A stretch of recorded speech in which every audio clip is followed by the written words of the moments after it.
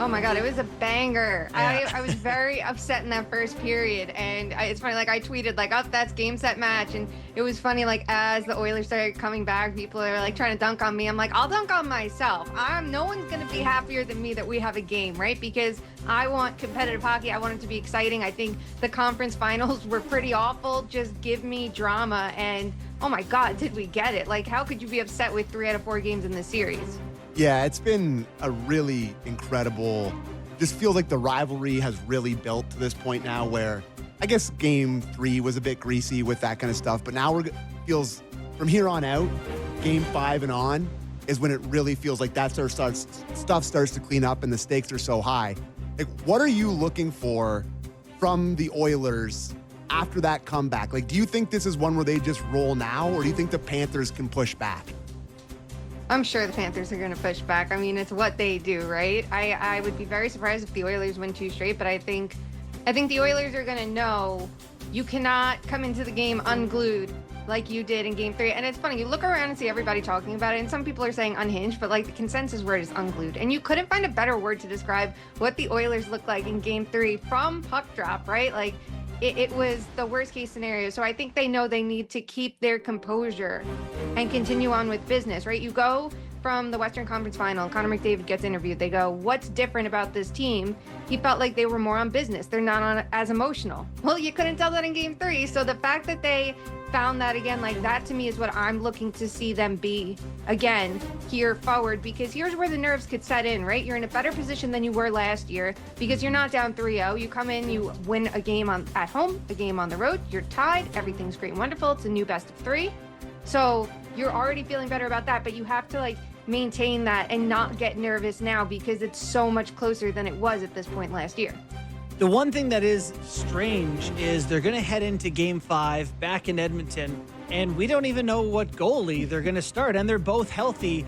You know, a very tough situation to be in right now. What do you think they're going to do, and what do you think they should do? I think they're going to go with Pickard. And yeah, I do. I think you start him until he tells you otherwise, right? Because had he not gotten hurt, he could have still been the starter at this point. Like, literally, he knows. It's a really unique situation because if you go back through past playoffs, and I know it's the rise of 2 goalie situations in the regular season, but once the playoffs hit, generally speaking, you have a starter and a backup, and that's it. And sometimes when you see a team, it's one guy's getting 60% of the starts. They're only getting through 1 or 2 rounds if they're rotating their goaltenders like that. Like, they're not doing that in the Stanley Cup final. So it makes it even more unique. We don't have past precedent, but we have the Oilers precedent from this year, right? We have what they've done in the postseason so far. And I think Pickard gave them a nice boost. I still would not be 100% in that decision. I think he made some excellent saves last night. I also think he comes very far out of the blue paint that I was like biting my nails watching him play last night.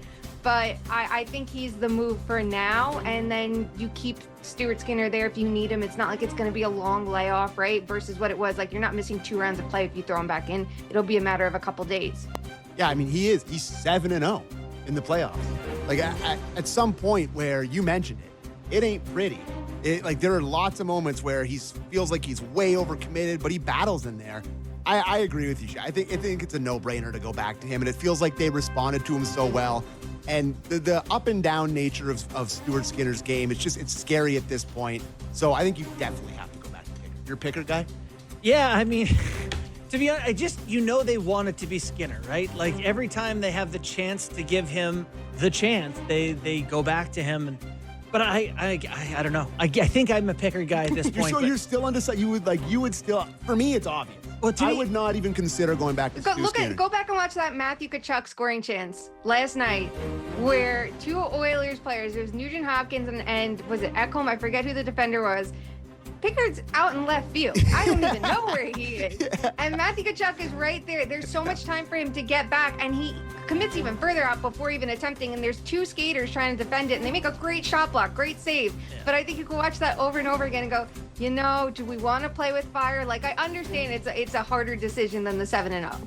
It's like, I often think, like, play road hockey and all the kids throw their sticks in the middle. If you threw all the players in the middle and had the GMs pick one at a time, they'd almost all take Skinner before Pickard, right? I don't know. I don't know. You don't know? I don't. And fair enough, maybe not. After this series, after this playoff run, that could be. Here's a hot take. Maybe neither of them are very good. Well, that's kind of what's Well. crazy about this. How about we get some team defense? That commitment to team defense that made them so good against Vegas and so good against Dallas. Where is that, right? Because we're seeing the Panthers get everybody around the board so they can grind them out, and then they just drive right to the middle of the ice, and everybody's as frantic as it gets. So if we could get, like, I don't know, 6% better defense, maybe the goaltenders would be better. I'm not even asking for a miracle at this point, right? Like, just play a little better.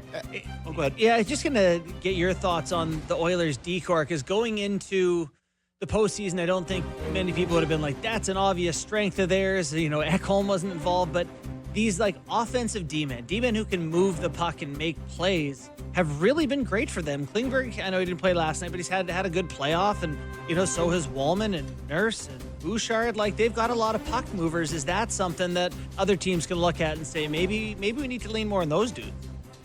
Yeah, I think so. I think it's always good to have, you want to have offense from the blue line. I mean, even the Panthers are getting it this postseason, and I don't think anybody expected guys like Mikkola to be jumping up and looking like Bobby Orr, right? Like, who's to say that was going to happen? But I definitely think it's a good thing to have, because you want to have versatility on it. I think the biggest problem for the Oilers decor, when you look at earlier this season, is it was so stringent, right? Like, they had to play these pairs. This was it. These were the only combinations that work, and they have to be deployed in this such way. So when Ekholm got hurt, now you have a problem. I think you add Jake Wallman in there, and it just like unlocks this entire group, right? Because he could jump up and play with Bouchard. We know he's good. He's played with Nurse, and he's been fine. He could play on that second pair. He can be on the third pair and play with a guy like John Klingberg. He can be a source of offense from the third pair, which I think is a huge weapon, because you look at the bottom six of their lineup, and sometimes the bottom six of most lineups, right? Maybe for the Panthers, this is just a fourth line problem because their third line's so good.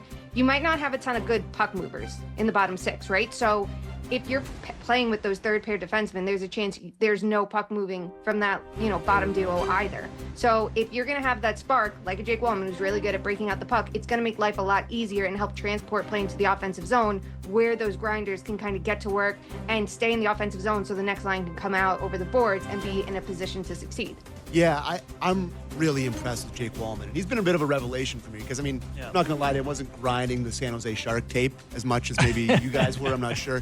But, I was more familiar with his gritties than I was with, like, his actual game. But speaking of gritty, like, his grittiness in general and just his ability to get in the other team's face, plus his offensive upside, and just seems like a real glue guy for the Oilers.